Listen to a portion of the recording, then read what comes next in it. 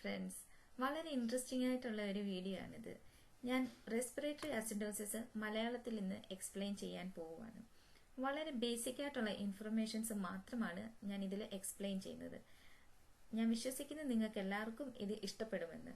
So നേരെ നമുക്ക് നമ്മുടെ അടുത്ത സ്ലൈഡിലേക്ക് പോകാം. റെസ്പിറേറ്ററി അസിഡോസിസ് ഉള്ള പേഷ്യൻറ്റിൽ കാണുന്ന ഒരു മെയിൻ ക്ലിനിക്കൽ മാനിഫെസ്റ്റേഷൻ എന്താണെന്ന് ചോദിച്ചു കഴിഞ്ഞാൽ pH കുറയുകയും റെസ്പിറേറ്ററി റേറ്റും ഡെപ്തും കൂടും. ഇതാണ് നമ്മൾ പേഷ്യൻറ്റിൽ കാണുന്ന ഒരു മെയിനായിട്ടുള്ള ക്ലിനിക്കൽ മാനിഫെസ്റ്റേഷൻസ്. ഈ ഒരു പോയിന്റ് വളരെ ഇമ്പോർട്ടൻ്റ് ആണ്.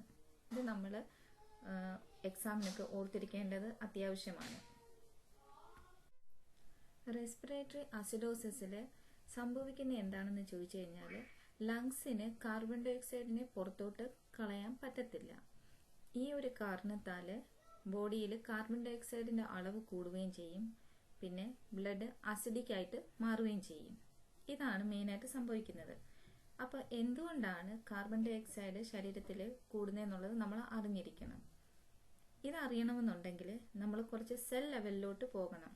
അവിടെ ചെന്ന് മെറ്റാബോളിസം കാർബൺ ഡൈ ഓക്സൈഡിൻ്റെ എങ്ങനെയാണ് നടക്കുന്നതെന്നുള്ളത് കൂടി മനസ്സിലാക്കേണ്ടത് അത്യാവശ്യമാണ്. നമ്മൾ ശ്വസിക്കുന്ന ഓക്സിജൻ അത് നമ്മുടെ ശരീരത്തിൽ നിന്ന് ബ്ലഡിലൂടെ അത് സെൽസിലെത്തും. സെൽസിൽ അത് മെറ്റബോളൈസ് ചെയ്ത് കാർബൺ ഡൈ ഓക്സൈഡിനെ പ്രൊഡ്യൂസ് ചെയ്യും. അത് തിരിച്ച് ബ്ലഡിലൂടെ ക്യാരി ഔട്ട് ചെയ്ത് ലങ്സിൽ നിന്ന് പുറത്തോട്ട് കളയും. നമുക്ക് ഇങ്ങനെയാണ് ഇതിനെപ്പറ്റി അറിയാവുന്നത്. അതായത് ഓക്സിജൻ എടുക്കുന്നു, കാർബൺ ഡൈ ഓക്സൈഡിനെ പുറത്തോട്ട് കളയുന്നു.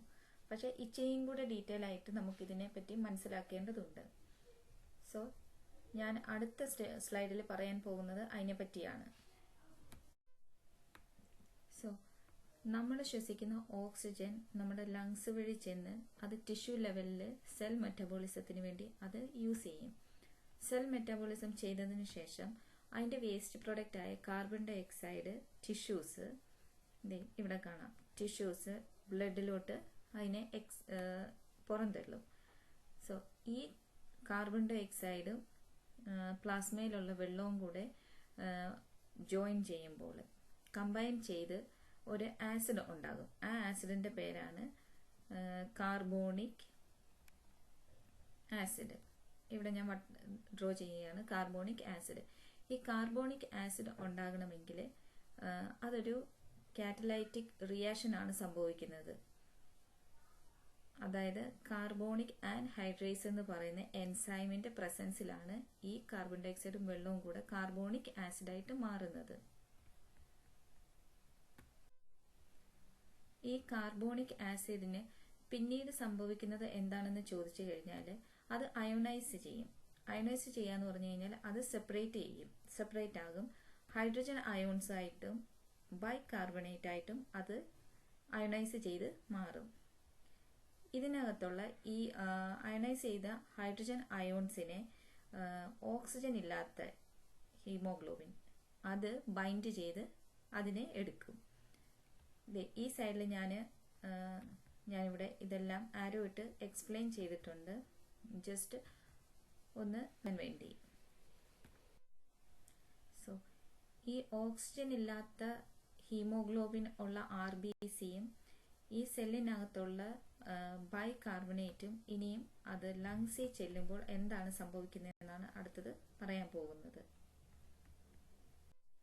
ഈ ബ്ലഡ് ലങ്സിലെത്തുമ്പോൾ സംഭവിക്കുന്നത് എന്താണെന്ന് ചോദിച്ചു കഴിഞ്ഞാൽ വീണ്ടും അത് കാർബോണിക് ആസിഡായിട്ട് മാറുകയാണ് ചെയ്യുന്നത്. അതായത് ഹൈഡ്രജൻ അയോൺസും ബൈകാർബണേറ്റും കൂടി ടൈറ്റർ ചെയ്യും. അതായത് അവർ ജോയിൻ ചെയ്യാൻ തുടങ്ങും. ഞാനിവിടെ ഹൈലൈറ്റർ ഇട്ട് കാണിക്കാൻ പോവാണ്.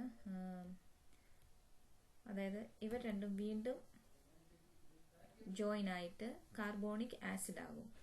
എന്നിട്ട് പെട്ടെന്ന് തന്നെ അത് ഡീഹൈഡ്രേറ്റഡ് ആയിട്ട് കാർബൺ ഡൈ ഓക്സൈഡും വാട്ടറുമായിട്ട് മാറും.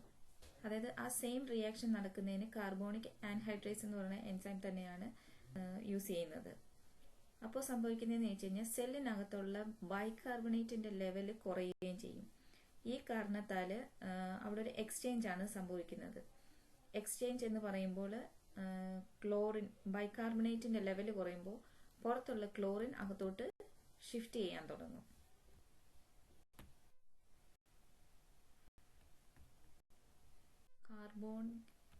കാർബോണിക് ആസിഡിൻ്റെ രൂപത്തിൽ വന്ന ബൈകാർബണേറ്റ് വീണ്ടും അത് കാർബൺ ഡൈ ഓക്സൈഡ് ആയിട്ട് മാറും.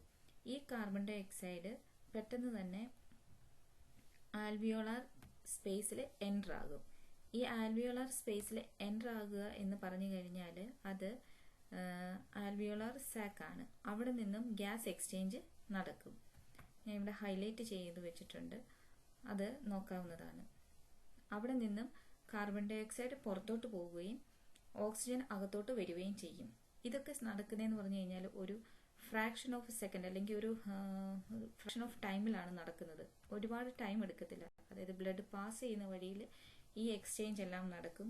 ഓക്സിജൻ അകത്തോട്ട് എടുക്കുകയും കാർബൺ ഡൈ ഓക്സൈഡ് പുറത്തോട്ട് ചെല്ലുകയും ചെയ്യും. ഇതാണ് നോർമലി ലങ്സിൽ സംഭവിക്കുന്നത്. ഇമാജിൻ ഇപ്പോൾ ലങ്സിൻ്റെ, അതായത് ഈ ആൽവിയോളാർ സാക്കിന് എന്തെങ്കിലും പ്രോബ്ലംസ് ഉണ്ടെങ്കിൽ, അല്ലെങ്കിൽ ഒരു പൾമണറി ട്രീയിൽ ഈ ഓക്സിജൻ എക്സ്ചേഞ്ച് ചെയ്യാൻ പറ്റാത്ത എന്തെങ്കിലും ഒരു ഇഷ്യൂസ് ഉണ്ടെങ്കിൽ ഈ നോർമൽ ഫങ്ഷൻ നടക്കത്തില്ല. അന്നേരമാണ് നമുക്ക് കാർബൺ ഡൈ ഓക്സൈഡിൻ്റെ അക്യുമുലേഷൻ കാണാൻ പറ്റുന്നത്. നോർമൽ പി എച്ച് എത്രയാണെന്ന് ചോദിച്ചു കഴിഞ്ഞാൽ 7.35 to 7.45 ആണ്. ഇപ്പോൾ നമ്മുടെ ബോഡിയിൽ ഒരുപാട് കാർബൺ ഡൈ ഓക്സൈഡ് ഉണ്ടെന്ന് വെച്ചു, അത് ബോഡിയുടെ ഫ്ലൂയിഡിനെ അസിഡിക് ആയിട്ട് മാറ്റാൻ തുടങ്ങും. അന്നേരം നമ്മുടെ ബ്ലഡിൻ്റെ പി എച്ച് 7.35 മാറും.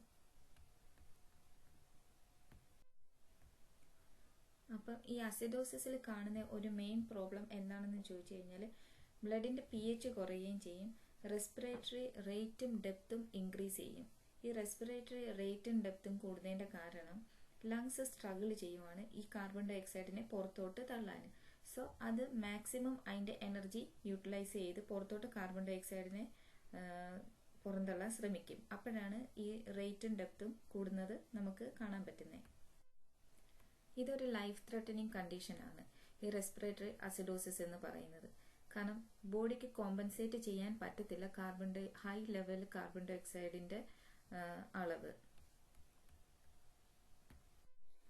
എന്നാൽ ചില കണ്ടീഷനിൽ കോമ്പൻസേഷൻസ് സംഭവിക്കും. അതെങ്ങനെയാണ് നമുക്ക് ABG അനാലിസിസിൻ്റെ അകത്ത് മനസ്സിലാക്കാൻ പറ്റുന്നതെന്ന് വെച്ച് കഴിഞ്ഞാൽ പി എച്ച് നോർമലായിരിക്കും, പക്ഷേ ക്ലോസർ ടു ആസിഡ് ലെവലായിരിക്കും. അതായത് ഒരു ആസിഡ് ലെവലിനോട് അടുത്തുള്ള ഇതായിരിക്കും നമുക്ക് റീഡിംഗ് ആയിരിക്കും കിട്ടുന്നത്. പക്ഷേ എന്നിട്ട് പാർഷ്യൽ കാർബൺ ഡൈ ഓക്സൈഡും ബൈകാർബണേറ്റും കൂടുതലായിരിക്കും. ഇതിനർത്ഥം കിഡ്നി കോമ്പൻസേറ്റ് ചെയ്ത് റെസ്പിറേറ്ററി പ്രോബ്ലത്തിന് വേണ്ടി, അതായത് കിഡ്നി അത് കോമ്പൻസേറ്റ് ചെയ്തു എന്ന് നമുക്ക് മനസ്സിലാക്കാം. ഇനി വേറൊന്നെന്ന് പറഞ്ഞു കഴിഞ്ഞാൽ പി എച്ച് നോർമലായിരിക്കും, പക്ഷേ ഒരു ആൽക്കലൈൻ റേഞ്ച് ആയിരിക്കും നമുക്ക് നിൽക്കുന്നത് ABGക്കകത്ത്. പാർഷ്യൽ കാർബൺ ഡൈ ഓക്സൈഡും ബൈകാർബണേറ്റും കൂടുതലായിരിക്കും. ഇങ്ങനെയാണ് നമുക്ക് ABGക്കകത്ത് കാണാൻ പറ്റുന്നതെങ്കിൽ ലങ്സ് കോമ്പൻസേറ്റ് ചെയ്ത് മെറ്റാബോളിക് പ്രോബ്ലത്തിന് വേണ്ടി എന്ന് നമുക്ക് മനസ്സിലാക്കാൻ പറ്റും. മെയിൻ കീ പോയിന്റ് മനസ്സിലാക്കേണ്ടത് എന്താണെന്ന് വെച്ച് കഴിഞ്ഞാൽ കാർബൺ ഡൈ ഓക്സൈഡ് റീറ്റെയിൻ ചെയ്യുന്നു നമ്മുടെ ബോഡിയിൽ. ഹൈഡ്രജൻ അയോണിൻ്റെ കോൺസെൻട്രേഷൻ കൂടുന്നു. അത് കാരണം ബോഡി ഫ്ലൂയിഡും ബ്ലഡും എല്ലാം അസിഡിക് ആയിട്ട് മാറും. കാർബോണിക് ആസിഡ് റീറ്റെയിൻ ചെയ്യുന്നതിൻ്റെ കാരണത്താൽ pH കുറയും. ഇങ്ങനെയാണ് ഇതാണ് ഇതിൻ്റെ മെയിൻ കീ പോയിന്റ്. റെസ്പിറേറ്ററി അസിഡോസിസിന് കാരണമാകുന്ന കുറച്ച് കണ്ടീഷൻസ് ആണ് ഞാൻ പറയാൻ പോകുന്നത്. മെയിൻലി ലങ്സിൻ്റെ ഫങ്ഷൻ എന്തെങ്കിലും പ്രോബ്ലം സംഭവിക്കുമ്പോഴാണ് ഈ ഓക്സിജനും കാർബൺ ഡൈ ഓക്സൈഡും എക്സ്ചേഞ്ച് നടക്കാത്തത്. അന്നേരം കാർബൺ ഡൈ ഓക്സൈഡ് നമ്മുടെ ബോഡിയിൽ അക്കുമുലേറ്റ് ആകാൻ തുടങ്ങും. റെസ്പിറേഷൻ്റെ അകത്ത് ചേഞ്ചസ് വരും. മെയിനായിട്ടും എയർവേ ഒബ്സ്ട്രക്ഷനിൽ നമുക്കിത് കാണാൻ പറ്റും. ഹൈപ്പോ വെന്റിലേഷനിൽ നമുക്കിത് കാണാൻ പറ്റും. എന്തെങ്കിലും സെഡേറ്റീവ് ആയിട്ടുള്ള മെഡിക്കേഷൻസ്, അനസ്തീഷ്യ, നർക്കോട്ടിക് ഡ്രഗ്സ്, ഇതൊക്കെ നമ്മുടെ റെസ്പിറേറ്ററി സെൻറ്ററിനെ ഡിപ്രസ് ചെയ്യാൻ പറ്റും. സോ അന്നേരം ഈ നോർമൽ പ്രോസസ്സ് നടക്കത്തില്ല. പിന്നെ എന്തെങ്കിലും ഇൻഫ്ലമേഷൻസ്, അത് എയർവേ ഒബ്സ്ട്രക്റ്റ് ചെയ്യുവാണെങ്കിൽ ഇൻഅഡിക്വേറ്റ് ഓക്സിജൻ എക്സ്ചേഞ്ച് നടക്കും. പിന്നെ നമുക്ക് കാണാൻ പറ്റുന്ന എന്തെങ്കിലും ഫോറിൻ ബോഡീസ് അല്ലെ ചോക്കിംഗ് ആയിട്ടുള്ള പേഷ്യൻസിൽ, ഈ പേഷ്യൻസിലൊക്കെ നമുക്ക് ഈ ഒരു റെസ്പിറേറ്ററി അസിഡോസിസ് എക്സ്പെക്റ്റ് ചെയ്യാവുന്നതാണ്.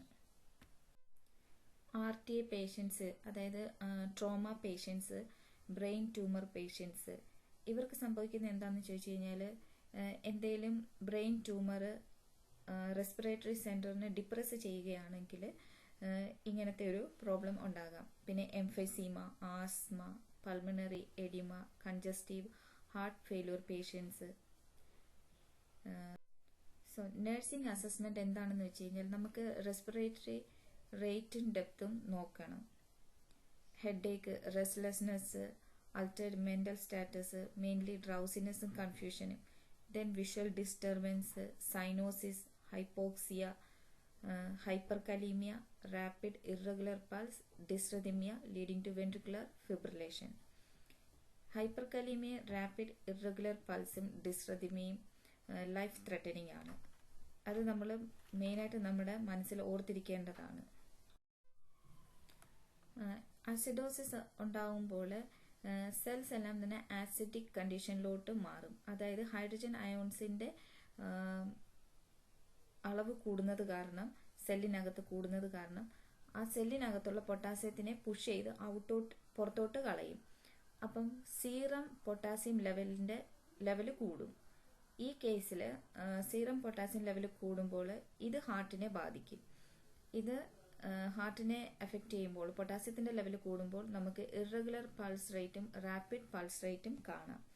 അങ്ങനെയാണ് പേഷ്യന്റിന് ഡിസ്റിഥമിയയും VF-ഉം വരുന്നത്. ഇത് എന്ന് പറഞ്ഞു കഴിഞ്ഞാൽ കാർഡിയാക് അറസ്റ്റും റെസ്പിറേറ്ററി അറസ്റ്റിലോട്ടും പോകാവുന്ന ഒരു സിറ്റുവേഷനാണ്. നമുക്ക് നഴ്സിംഗ് ഇന്റർവെൻഷൻ എന്തൊക്കെയാണെന്ന് ചോദിച്ചു കഴിഞ്ഞാൽ പേഷ്യന്റ് റെസ്പിറേറ്ററി ഡിസ്ട്രസ്സിലാണോ എന്ന് ഫസ്റ്റ് നോക്കണം. അപ്പം റെസ്പിറേറ്ററി റേറ്റ് എടുത്ത് നോക്കണം. പിന്നെ SpO2 മോണിറ്റർ ചെയ്യണം.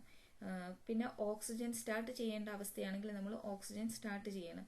പറ്റുമെങ്കിൽ നമ്മൾ പേഷ്യന്റിനെ സെമി ഫൗളേഴ്സ് പൊസിഷനിൽ ഇരുത്തണം. എന്തെങ്കിലും കോൺട്രാ ഇൻഡിക്കേഷൻസ് ഉണ്ടെങ്കിൽ നമ്മൾ അങ്ങനെ ഇരുത്താൻ പാടില്ല. പിന്നെ പേഷ്യന്റിന് നമുക്ക് ചെയ്യാൻ പറ്റുന്ന ഡീപ് ബ്രീത്തിങ് എക്സസൈസ്, കോഫിംഗ് എക്സസൈസ്, പിന്നെ നോക്കേണ്ടത് എന്തെങ്കിലും റെസ്പിറേറ്ററി ട്രീറ്റ്മെന്റ്, അതായത് നെബുലൈസേഷൻസ് എന്തെങ്കിലും കൊടുക്കാൻ പറ്റുമോ എന്നുള്ളതാണ്. സംടൈംസ് വെന്റോളിൻ അല്ലെ സാൽബ്യൂട്ടാമോൾ പ്രിസ്ക്രൈബ് ചെയ്തിട്ടുണ്ടെങ്കിൽ നമുക്ക് അത് അഡ്മിനിസ്റ്റർ ചെയ്യാം. ചിലപ്പോൾ സെക്രേഷൻ ആണ് പ്രോബ്ലം എങ്കിൽ നമുക്ക് സക്ഷൻ ചെയ്യാം.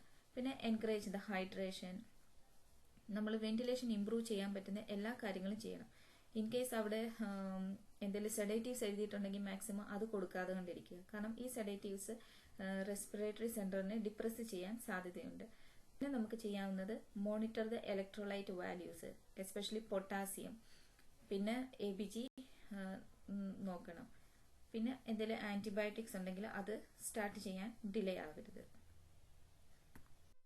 എൻ്റെ ഈ ചെറിയ വീഡിയോ ഇഷ്ടപ്പെട്ടെങ്കിൽ like, share and subscribe. Thanks for watching.